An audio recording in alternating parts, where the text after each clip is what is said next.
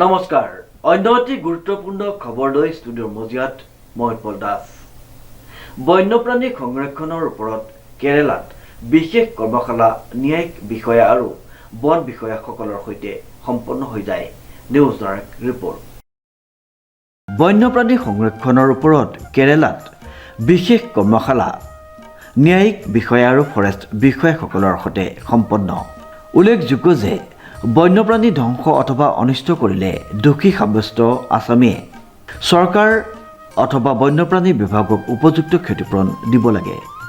এই বাৰ্তা দি বৰ্তমানৰ অৱসৰী জিলা আৰু ছেছন ন্যায়াধীশ আৰু তেজপুৰৰ বন্যপ্ৰাণী আদালতৰ প্ৰাক্তন অতিৰিক্ত ছেছন ন্যায়াধীশ দাৰাক উল্লাই ইংৰাজী 2017 চনত কেইবাটাও উল্লেখনীয় হুকুমৰ জৰিয়তে ভাৰতৰ প্ৰকৃতিপ্ৰেমীৰ দৃষ্টি কাঢ়িবলৈ সক্ষম হৈছিল তেখেতৰ হুকুম কেইটাক সমল হিচাপে লৈ ৱাইল্ড লাইফ ট্ৰাষ্ট অফ ইণ্ডিয়াই ইংলেণ্ডৰ লেনকাষ্টাৰ বিশ্ববিদ্যালয়ৰ অধীনত এক অধ্যয়ন সজাগতা আৰু কৰ্মশালা অনুষ্ঠিত কৰি ন্যায়াধীশ চৰকাৰী উকিল আৰু বন্যপ্ৰাণী বিভাগৰ বিষয়াক প্ৰশিক্ষণ দিয়াৰ কাম কৰি আহিছে বন্যপ্ৰাণী আৰু পৰিৱেশ ধ্বংস কৰিলে দোষী সাব্যস্ত আসামীক কেনেকৈ ক্ষতিপূৰণৰ হুকুম দিব পাৰি এই বিষয়ত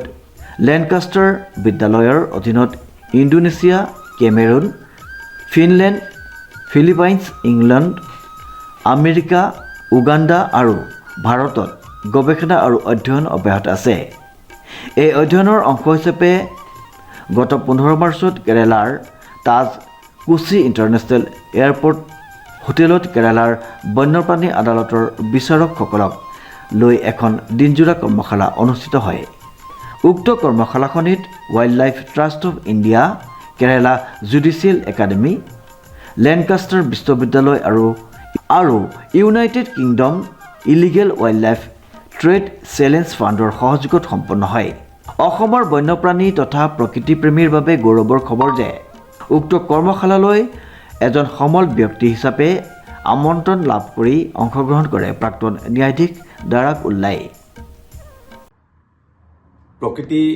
আৰু বন্যপ্ৰাণী সংৰক্ষণ বৰ্তমান বিশ্বজুৰি এটা অতি গুৰুত্বপূৰ্ণ বিষয় আৰু এই বিষয়টোৰ ওপৰত বিভিন্ন দেশত চিন্তা চৰ্চা গৱেষণা অধ্যয়ন হৈ আহিছে ইংলেণ্ডৰ লেনকাষ্টাৰ বিশ্ববিদ্যালয়ৰ অধীনত ভাৰতৰ ৱাইল্ড লাইফ ট্ৰাষ্ট অফ ইণ্ডিয়াৰ সহযোগত আৰু ভিন্ন দেশৰ ভিন্ন স্বেচ্ছাসেৱী অনুষ্ঠানৰ সহযোগত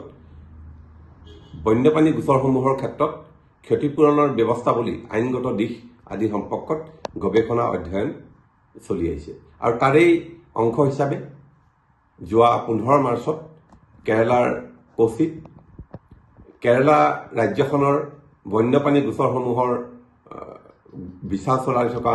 বিচাৰকসকলৰ মাজত এখন দিনজোৰা কৰ্মশালা অনুষ্ঠিত হয় উক্ত কৰ্মশালাখন অনুষ্ঠিত কৰে Wildlife Trust of India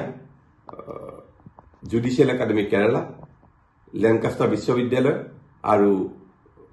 United Kingdom Illegal Trade Challenge ফাণ্ডৰ পৃষ্ঠপোষকতা উক্ত কৰ্মশালাখনত বিশিষ্ট অতিথি হিচাপে অংশগ্ৰহণ কৰে কেৰালা জুডিচিয়েল একাডেমিৰ সঞ্চালক মিষ্টাৰ সুজিত KM আৰু উক্ত কৰ্মশালাখন উদ্বোধন কৰে কেৰালা উচ্চ ন্যায়ালয়ৰ মাননীয় ন্যায়াধীশ ন্যায়মূৰ্তি K বাবুৱে উক্ত অনুষ্ঠানত সমল ব্যক্তি হিচাপে অংশগ্ৰহণ কৰে বম্বে উচ্চ ন্যায়ালয়ৰ প্ৰাক্তন ন্যায়াধীশ ন্যায়মূৰ্তি সুনীল B শুক্ৰে মোৰ লগতে উক্ত কৰ্মশালাখনত অংশগ্ৰহণ কৰে দিল্লী উচ্চ ন্যায়ালয়ৰ অধিবক্তা Lovish Sharma Wildlife Trust of ইণ্ডিয়াৰ মুখ্য কাৰ্যবাহী বিষয়া জোছ লুইছ আৰু লেনকাষ্টাৰ বিশ্ববিদ্যালয়ৰ জ্যেষ্ঠ প্ৰবক্তা ডক্টৰ জেকব ফেল্পে উক্ত কৰ্মশালাখনৰ যোগেদি বন্যপ্ৰাণী অপৰাধসমূহৰ ক্ষেত্ৰত অপৰাধীয়ে যে কেৱল জেল আৰু জৰিমনা পালেই সমস্যাৰ সমাধান হ'ব সেই দিশটো নহয় প্ৰকৃতাৰ্থত তেওঁলোকে বন্যপ্ৰাণী আৰু পৰিৱেশৰ যি ক্ষতি কৰে সেই ক্ষতিৰ ক্ষতিপূৰণ হিচাপে যাতে তেওঁলোকে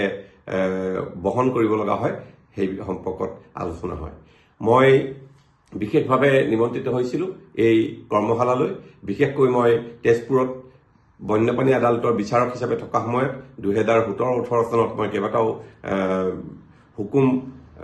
দিবলৈ সক্ষম হৈছিলোঁ আৰু কেইবাটাও গোচৰত মই আছামীক জেল আৰু জৰিমনাৰ উপৰিও বন্যপ্ৰাণী ধ্বংস কৰাৰ বাবে বন্যপ্ৰাণী বিভাগক